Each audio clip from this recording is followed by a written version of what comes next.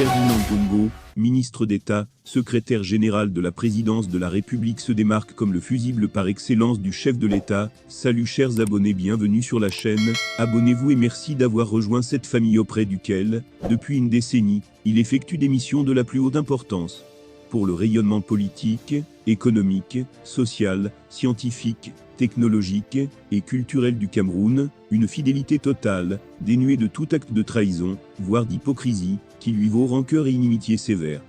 De la part des ennemis du progrès et d'autres caciques du régime de Yaoundé, qui nourrissent des ambitions présidentielles, une correspondance du ministre d'État secrétaire général de la présidence de la République, SG/PR, Ferdinand Ngongo, datée du 1er mars 2022, transfère l'ensemble des services d'éthique de la présidence de la République à la direction de l'informatique, sous son contrôle.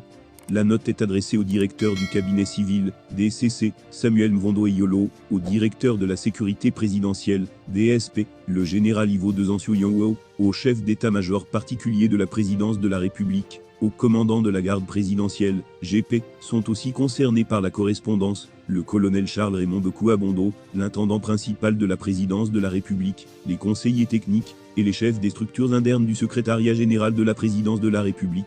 La direction de l'informatique est chargée de prendre toutes les dispositions utiles et nécessaires au fonctionnement et à la sécurisation des réseaux informatiques et de télécommunications de la présidence de la République, précise la note. Un projet qui passe mal aux yeux des principaux responsables des services sécuritaires du palais, qui estiment, à tort, que Ferdinand Ngongo veut s'ériger en seul maître à bord.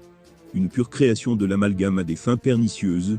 Le SG/PR n'a jamais demandé à contrôler ce pan de l'activité, réseau informatique qui sert les services de la présidence. Ce sont les couacs résultant de toutes les gestions antérieures qui conduisent le décideur, à savoir le président de la République, à l'essayer aussi comme solution, indique une source proche du palais, sous anonymat. Une correspondance du ministre d'État secrétaire général de la présidence de la République, SG/PR, Ferdinand Ngongo, datée du 1er mars 2022, transfère l'ensemble des services d'éthique de la présidence de la République à la direction de l'informatique, sous son contrôle.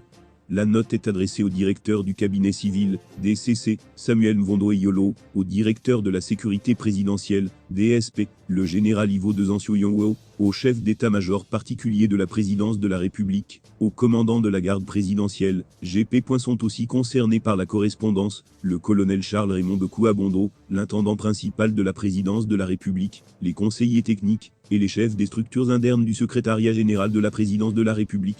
La direction de l'informatique est chargée de prendre toutes les dispositions utiles et nécessaires au fonctionnement et à la sécurisation des réseaux informatiques et de télécommunications de la présidence de la République, précise la note. Un projet qui passe mal aux yeux des principaux responsables des services sécuritaires du palais, qui estiment, à tort, que Ferdinand Ngongo veut s'ériger en seul maître à bord.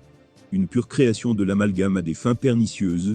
Le SG/PR n'a jamais demandé à contrôler ce pan de l'activité, réseau informatique qui sert les services de la présidence. Ce sont les couacs résultant de toutes les gestions antérieures qui conduisent le décideur, à savoir le président de la République, à l'essayer aussi comme solution, indique une source proche du palais, sous anonymat. Un véritable privilège accordé aux diplomates, qui se positionne comme une barrière protectrice, sinon un véritable fusible pour le chef de l'État, à un moment déterminant de la vie politique de la nation, face non seulement à une opposition tenace, mais aussi certains barons même du régime qui, de plus en plus, cachent mal leur appétit vorace pour le pouvoir.